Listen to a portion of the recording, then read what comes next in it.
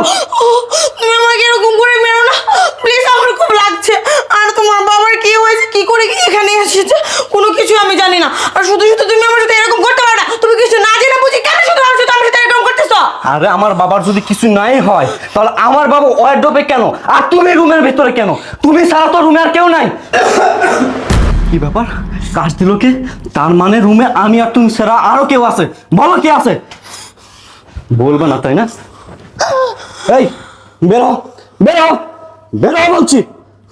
বের হ, বের হ, বের হ, বের হ। তার মানে আমি যা বোঝার বুঝে গেছে। বের হ।